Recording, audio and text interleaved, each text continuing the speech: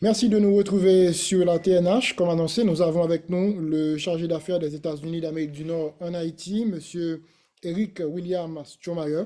Monsieur Stromayer, bonjour. Merci de répondre à nos questions. Sergino, content là avec vous aujourd'hui. Merci beaucoup de m'avoir reçu aujourd'hui. Si vous permettez, j'avais quelque chose que je voulais vous dire et puis on passera à des questions. Allez-y, allez-y, monsieur le chargé d'affaires. OK. Alors, merci infiniment de m'avoir reçu aujourd'hui. Nous vivons un temps très difficile et j'apprécie l'opportunité de m'adresser à vous et à votre public. Je sais que ces moments sont très difficiles pour tous les Haïtiens. Mes collègues haïtiens et américains à l'ambassade des États-Unis et moi-même sont très préoccupés par la détérioration de la situation sanitaire et sécuritaire en Haïti. Je sais que les Haïtiens se posent beaucoup de questions. Il y a beaucoup de fausses informations qui circulent sur les réseaux sociaux. Et j'espère que je peux aider votre public à mieux comprendre comment moi et le gouvernement américain voyons la situation et ce que nous faisons pour y remédier. Nous agissons aussi rapidement et aussi urgemment que nous le pouvons. Nous reconnaissons qu'il s'agit de questions très urgentes et que la vie de milliers d'Haïtiens peut-être plus est en jeu. Nous le prenons très, très au sérieux. Première chose que je veux vous dire, c'est que nos experts en santé publique, les mêmes experts américains qui ont travaillé avec les Haïtiens pendant des années pour lutter contre le VIH-Sida et la tuberculose, constatent qu'il y a une très grave épidémie de choléra qui s'élance en Haïti. En collaboration avec le ministère haïtien de la Santé, ainsi qu'avec nos partenaires internationaux et non gouvernementaux, nous faisons tout ce qui est en notre pouvoir pour y remédier. Quiconque vous dit le contraire vous conduit en erreur. Pour apporter à l'aide nécessaire afin que nous puissions tous vaincre le choléra, les professionnels de la santé ont besoin de carburant pour purifier l'eau, atteindre les populations touchées et assurer la livraison des médicaments. Il faut rouvrir le port pour faire face à ces menaces. La menace est encore plus grande en raison de la faim et de la faiblesse dont souffrent tant d'Haïtiens. Là encore, directement à cause de la situation de blocage au port. Aucun d'entre nous ne peut faire ce qu'il faut à cause de la situation dans les ports. Chaque jour qui passe signifie que plus de personnes vont mourir de choléra. Ne nous y trompons pas. Ceux qui soutiennent le blocage des ports et qui profitent du marché noir et de l'impunité mettent en danger la vie de milliers d'Haïtiens. Ce n'est pas une fausse information. Pour relever le défi de choléra, notre gouvernement a demandé à la communauté internationale, y compris à mon pays, une assistance armée. Le secrétaire général des Nations Unies a demandé à la communauté internationale, y compris les États-Unis, de répondre d'urgence à cette demande. En tant qu'un ami d'Haïti, les États-Unis se sont engagés à répondre d'urgence à l'appel et à prendre des mesures pour s'assurer que le choléra soit traité rapidement et efficacement. Nous continuons à examiner la demande d'assistance internationale urgente en matière de sécurité armée formulée par le gouvernement haïtien. Pendant que nous travaillons avec la communauté internationale pour répondre à cette demande, je veux vous parler brièvement de certaines mesures que nous avons déjà prises. L'USAID a annoncé le déploiement d'une équipe d'intervention en cas de catastrophe qui aidera Haïti à lutter contre l'épidémie de choléra.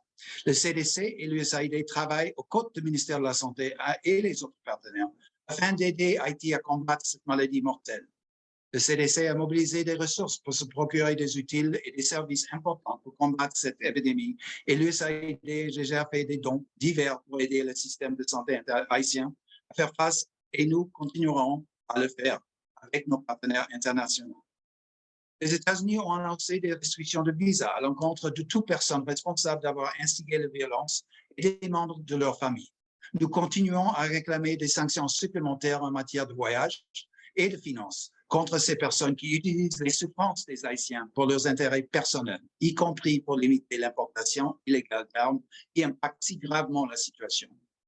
Nous travaillons également en étroite collaboration avec nos partenaires des Nations Unies pour s'efforcer d'adopter des sanctions internationales contre ces mêmes personnes. Tous les Haïtiens savent que ces personnes sont au cœur de la crise. La semaine dernière, une délégation de haut niveau dirigée par l'adjoint secrétaire d'État Brian Nichols et des hauts placés dans notre département de défense et le bureau du vice-président Kamala Harris et d'autres ont visité Haïti ça souligne le sérieux avec lequel mon gouvernement prend cette situation. On rencontré avec le Premier ministre Ariel Henry et des membres de son gouvernement, le groupe Montana, la PNH et des représentants du monde des affaires, ont partagé le sérieux et l'urgence que mon pays accorde à répondre positivement à la demande du gouvernement. Ils ont appelé à la fin du blocus, pour la fin du blocus au port, et ont souligné la nécessité pour tous les Haïtiens de se rassembler pour vaincre les menaces communes du choléra et de travailler ensemble pour identifier une voie consensuelle et inclusive pour faire face à la crise politique et économique. Le navire de la garde côte américaine a navigué au large de Port-au-Prince et hier même les forces aériennes des États-Unis et le Canada ont mené un effort conjoint pour livrer des équipements essentiels que la police nationale haïtienne a achetés. Plus généralement, les défis d'Haïti sont nombreux, mais les États-Unis sont profondément engagés à aider Haïti à trouver une réponse à la demande faite et à trouver un chemin vers une prospérité et une paix durable. Nous savons qu'il n'y a pas de solution facile, mais nous partageons les objectifs pour tous les Haïtiens. Les rues soient sûres, que les écoles soient réouvertes, que l'eau potable soit disponible et que les élections soient organisées. Nous sommes profondément engagés avec nos partenaires à soutenir Haïti dans ses efforts pour réaliser ces objectifs. Permettez-moi de vous assurer qu'au plus haut niveau du gouvernement des États-Unis, nous travaillons côte à côte sur la meilleure façon d'adopter d'autres mesures en vue de répondre aux besoins pressants de nos amis, le peuple haïtien, en cette période qu'ils en ont le plus besoin. Nous là, Napkambe, Pajam Lagué. Avec cela, je suis prêt pour quelques questions. Merci de votre attention. Je suis très content d'être avec vous aujourd'hui. Parfait. Alors, monsieur le chargé d'affaires, les États-Unis sont favorables à une intervention militaire multilatérale en Haïti. Le pays a déjà connu pas mal par le passé. Pourquoi ces précédentes initiatives n'ont pas réussi à consolider la démocratie en Haïti? Alors, peut-être vous ne savez pas, mais moi, j'ai eu ma première expérience diplomatique ici à Port-au-Prince dans les années 90-91. Alors, je sais qu'il y a eu beaucoup d'efforts entre-temps et ça a abouti là où on est. Là, moi, je ne suis pas un historien et de pouvoir vous dire pourquoi ça n'a pas réussi dans le passé, je sais qu'il y a des inquiétudes par rapport à l'ingérence, par rapport à d'autres choses, mais je veux souligner que dans ce cas, ça, c'est pas une geste unilatérale. Ça, c'est à la demande de votre gouvernement. Comme si c'était un zinglando dans la maison de votre voisin et vous appelle au secours. C'est ça à laquelle on est en train de faire réponse. Alors, nous et le comité international, à l'instant, sont saisis avec des menaces du choléra et comment faire face comme des amis à pouvoir faciliter, à traiter quelque chose que les Haïtiens ont eu l'expérience. Ils savent très bien comment traiter cela. Ils ont la capacité avec nos partenaires pour pouvoir l'assister. Mais vu la situation au port, ils n'ont pas les moyens. Et il faut qu'ils les aient, parce que chaque jour qui se déroule en train de bloquer ce port, ça n'a pas d'aboutissement politique. C'est en train de tuer des Haïtiens, à bloquer la réaction à la choléra. Et alors, dans cette instance, c'est une réaction qui n'est pas comme les autres réactions, les autres interventions dont je ne suis pas historien à juger. Alors, j'espère bien que nous savons qu'il faut s'adresser à les raisons de base qui nous ont menés à cette situation. Et ça demande, comme j'ai signalé, comme M. Nichols a signalé, une solution haïtienne entre les Haïtiens pour pouvoir éviter que de telles choses se produisent dans l'avenir. Ça, c'est une partie de la situation. Et l'autre partie, c'est cette menace aiguë, présente aujourd'hui par rapport au choléra, à laquelle il faut que nous répondons. Et dans ce contexte, c'est pour ça que la communauté internationale veut faire une intervention à la réponse de la demande faite par le gouvernement haïtien. Dans ce cas, monsieur le chargé d'affaires, qu'est-ce qu'il faut corriger dans l'éventualité d'un énième déploiement pour en finir avec ces interventions souvent réprouvées par les Haïtiens? Alors, ça, c'est pour toutes les personnes de bonne foi de se deviner comment on va trouver une façon pour rétablir un état de droit, de transparence, de bonne gouvernance qui pourrait fournir à tous les Haïtiens ce dont ils ont droit pour avoir, comme j'ai souligné, des rues libres, la façon de mener leur vie, parce que c'est pour 99% de la population, c'est ce qu'ils veulent, la possibilité de vivre en paix chez eux, avec la riche culture, la réalité haïtienne, de laquelle ils font tous partie. Alors, qu'est-ce que nous pouvons faire de différent? Comment on peut aboutir? On fait un appel à tout le monde qui est là, parce que le compromis, ce n'est pas un signe de faiblesse, mais il faut avoir une solution inclusive. Il n'y a pas une solution d'une personne, un groupe qui pourrait donner une solution ici seul. Il faut avoir les efforts de tout le monde ensemble, avec les partenaires. Mais par contre, demander, il y en a qui demandent, il faut que quelqu'un vienne ici. Ça, c'est l'arrogance complète on demande qu'il y a quelqu'un de l'extérieur qui arrive ici pour régler. Avec les choses que moi, les entretiens que j'ai eus dans les premiers mois que j'étais ici, à parcours de toute la société, il n'y a pas un Haïtien qui m'a dit de bonne volonté qu'une solution durable pourrait sortir de l'extérieur. Il faut avoir une solution que nous pouvons tous accompagner qui sera stable pour établir un État crédible et fiable pour le long terme, dont il y a des lois que les élites sont obligées de suivre aussi bien que les pauvres, dont il n'y a pas l'impunité, dont il n'y a pas la possibilité d'avoir toutes sortes de choses importées sans régulation, avoir le marché noir en train de mettre en misère une masse majorité de la population haïtienne. Il faut qu'on trouve un moyen. Et nous, la communauté internationale, est en train d'établir des moyens à faire des complices qui sont complicites avec la situation courante, sont tenus comme responsables sur le plan international et en même temps être là pour accompagner à une solution fiable pour le long durée qui pourrait donner ce que les Haïtiens veulent, avoir la capacité d'être chez eux avec un gouvernement en place qui s'adresse à leurs besoins et avoir un pays paisible pour le bien-être de tous pour le long terme.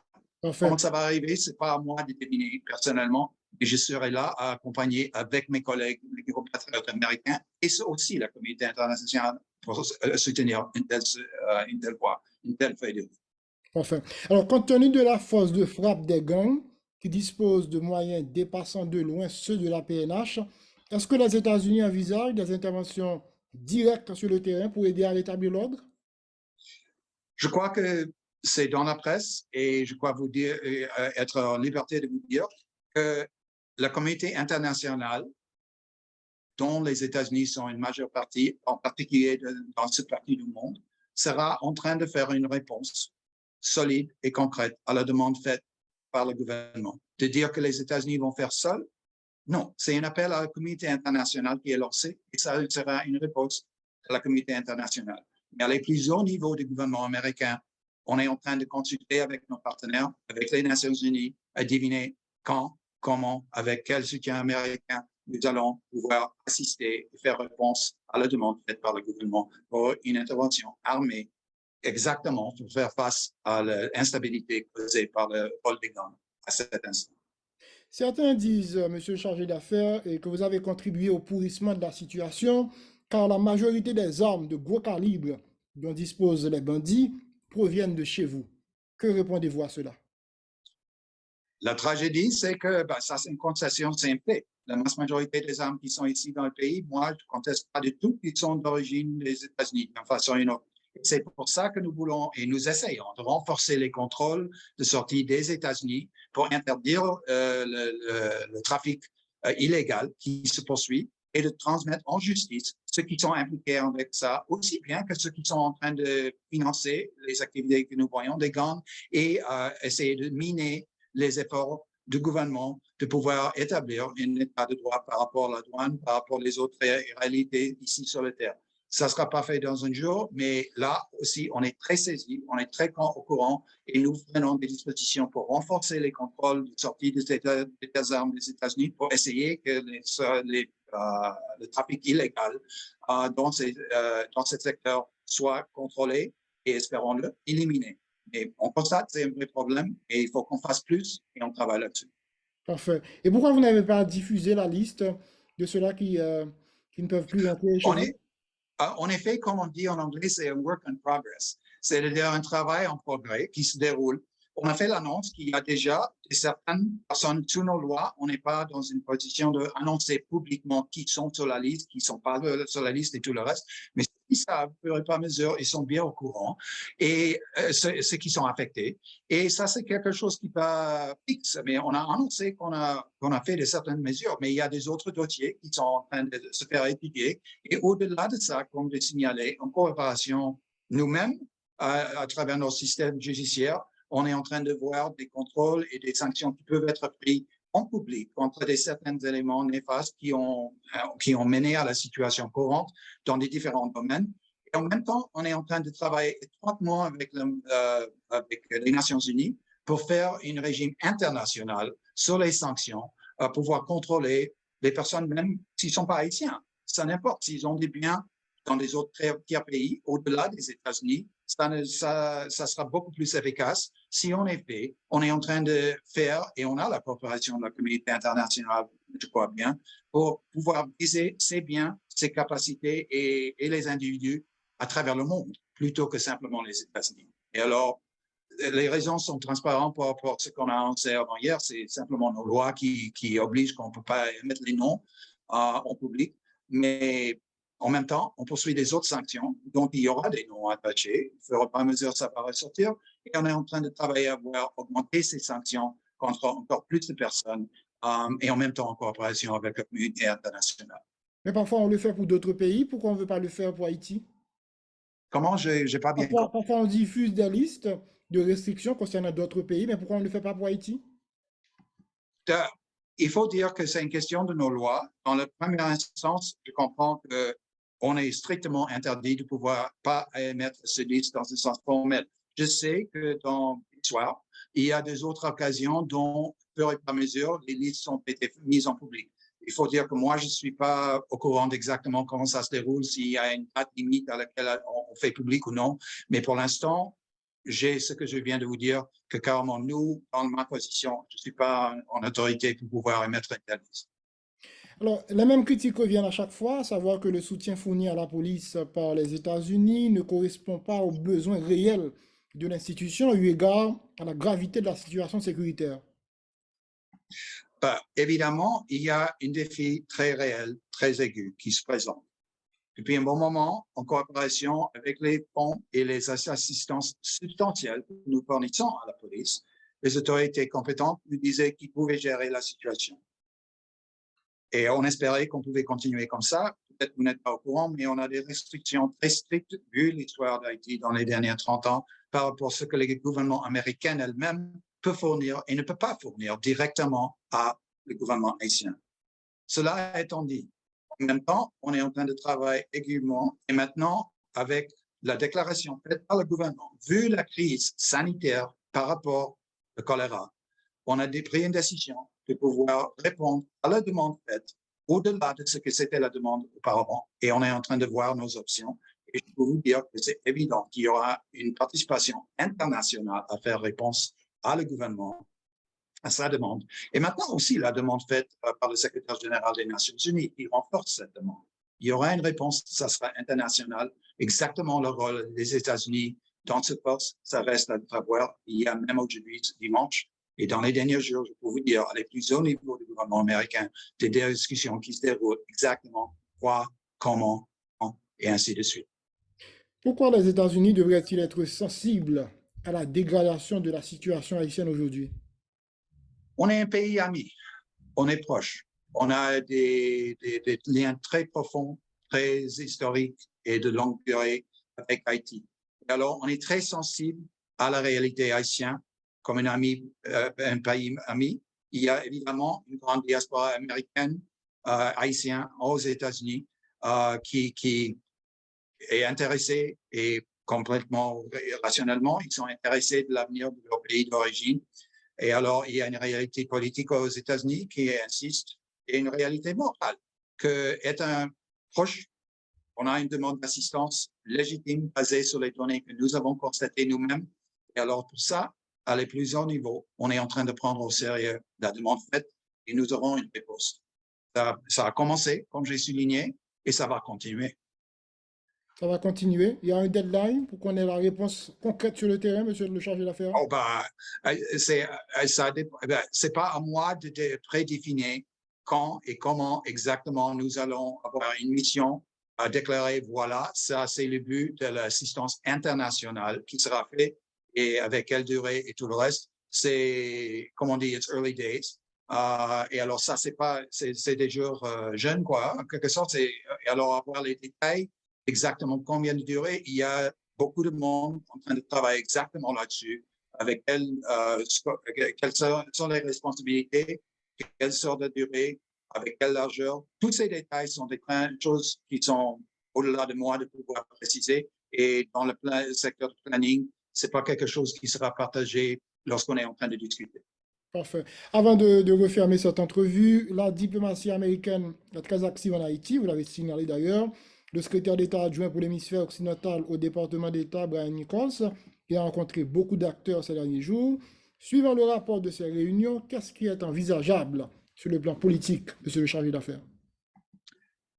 J'espère bien que le sérieux avec lequel la communauté internationale prend la demande faite d'assistance du gouvernement souligne à tous les acteurs qu'il faut qu'ils prennent leurs responsabilités à trouver un moyen consensuel et inclusif pour trouver une feuille de route, pour s'avancer à ce que tout le monde en veut, des élections crédibles, fiables, dans la sécurité, pour qu'il y ait un retour à un gouvernement démocratiquement élu.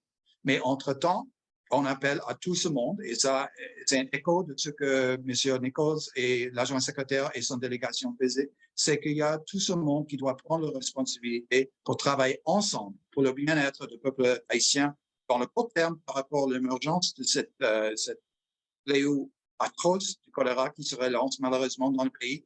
Et pour le long terme, s'adresser à les programmes, les problèmes que tous les Haïtiens connaissent très bien, à la base fondamentale de la société qui a mené à la situation dans laquelle on se trouve. Alors, à trouver une façon pour qu'on s'avance dans la démocratie, dans l'avenir, pour que tous les Haïtiens en ont ce qu'ils veulent, ça c'est à laquelle nous travaillons. On appelle à les Haïtiens partenaires qui sont crédibles à ce qu'ils prennent leurs responsabilités pour faire le nécessaire là-dessus. Ils le feront et nous serons là pour les accompagner pour le bien-être de tous les Haïtiens. Éric William Schomayer, je rappelle que vous êtes le chargé d'affaires de l'ambassade des États-Unis en Haïti. Merci de votre disponibilité. À bientôt. À bientôt. Et j'espère bien qu'on aura d'autres occasions à partager les vues et espérons-le dans des circonstances meilleures. Merci beaucoup. À bientôt.